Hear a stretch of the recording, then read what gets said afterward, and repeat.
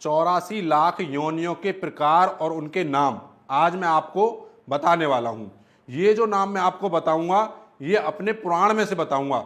सामने आप जो एक श्लोक देख रहे होंगे, यह श्लोक जो है पद्म पुराण में से लिया गया है।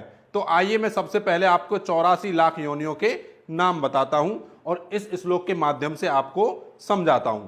तो ये जो श्लोक लिखा हुआ है इसको मैं पहले पढ़ देता हूं। ये क्या लिखा हुआ है? जलज नवलक्षाणी स्थावरलक्ष विंशति क्रमयो रुद्र संख्य कहा पक्षीणाम 10 लक्षणम त्रंसन लक्षाणी पशवः चतुर्लक्षाणी मानवा। तो इसका अर्थ मैं आपको समझाता हूं।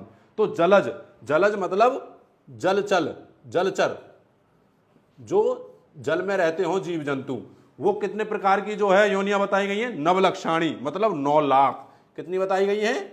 9 लाख योनियां जो जल में रहती हो।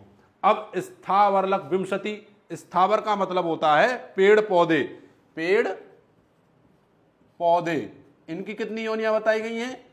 इनकी योनियां बताई गई विंशति मतलब 20 लाख। कितनी? 20 लाख। और क्रमयो रुद्र संख्यका, क्रमयो मतलब होता है कीड़े मकोड़े, मैं यहां पर लिख देता हूं कीड़े मकोड़े, इनकी कितनी बताई गई है?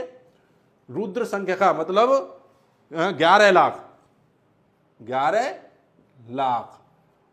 और पक्षी नाम 10 लक्षणम, और जो पक्षियों की योनियां बताई गई हैं वह 10 लाख बताई गई हैं। मैं यहां पर लिख देता हूं ताकि आप टोटल लगा सको। पक्षियों की कितनी बताई गई हैं? 10 लाख। और त्रिंसल लक्षाणी पशवा, पशवा मतलब पशु, पशुओं की जो बताई गई हैं वह 30 लाख बताई गई हैं, पशुओं की 30 लाख। और चतुर्लक्षाणी मानवा, जो मानव की जो बताई गई हैं वह 4 लाख बताई गई हैं। मानव की, किसकी? मानव की। तो अगर आप इनका आप टोटल लगाएंगे तो ये 84 लाख योनियां बैठेंगी। अब होता क्या है दोस्तों, अगर आप बुरे कर्म करते हैं मानव रूप में तो आपको इन्हीं योनियों में से जो है जन्म मिलता है। अगर आप अच्छे कर्म करते हैं तब जाकर के आपको फिर से मनुष्य जन्म मिलता है, या फिर ऐसा कहें अगर आप उससे भी बेहतर कर्म करते हैं तो आपको जो है मोक्ष की प्राप्ति हो जाती है और जन्म मरण के बंधन से आप छूट जाते हैं। अब इनकी गति किस प्रकार से होती है मैं आपको भाई बता देता हूं। गति इनकी प्रकार से होती है 4 प्रकार से। कैसे होती है? एक होती है अंडज, एक होती है पिंडज, और एक होती है स्वेदज, और एक होती है उद्भज।